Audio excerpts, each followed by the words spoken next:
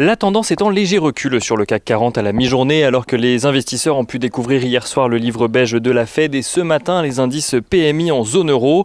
En ce qui concerne le livre beige de la Fed, tout d'abord, la Réserve fédérale américaine y constate l'accélération de l'économie américaine sur les dernières semaines, mais pointe la pénurie de main-d'œuvre dans le pays qui empêche certaines entreprises d'augmenter leur production.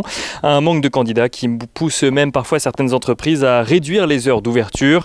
Un constat qui intervient alors que cette fin de semaine sera justement tournée vers l'emploi aux États-Unis avec tout d'abord les inscriptions hebdomadaires au chômage aujourd'hui, suivi de l'enquête ADP sur l'emploi privé aux États-Unis. Mais le grand rendez-vous de l'emploi sera demain, à savoir la publication du rapport sur l'emploi du Bureau of Labor Statistics pour le mois de mai aux États-Unis.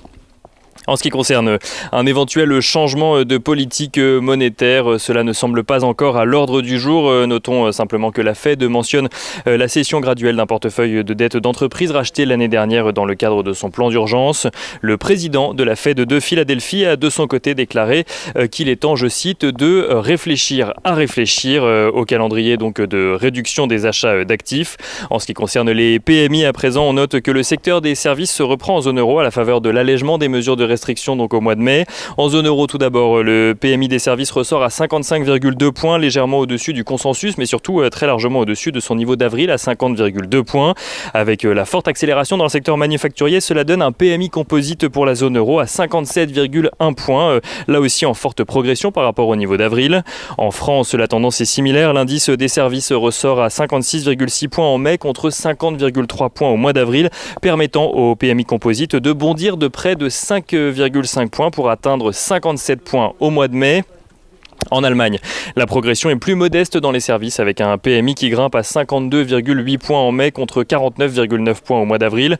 En ce qui concerne le PMI composite, là aussi la progression est plus modeste pour passer de 55,8 points donc au mois d'avril à 56,2 points au mois de mai.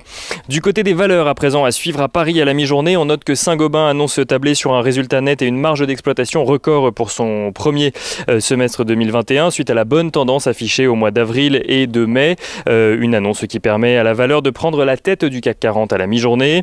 On note également que Rémi Cointreau voit son résultat opérationnel progresser de près de 13% en données organiques sur l'ensemble de son exercice 2020-2021 à 236 millions d'euros. Le groupe qui anticipe une bonne croissance selon ses mots de son résultat opérationnel courant pour son prochain exercice. Le cours de Rémi Cointreau qui a commencé par progresser ce matin avant de finalement reculer. Certains observateurs mettent ce recul sur le compte de crainte vis-à-vis de la stratégie américaine du groupe. Rémi Cointreau a en effet annoncé relever ses prévisions d'investissement en communication notamment pour accroître le potentiel de ses marques aux États-Unis.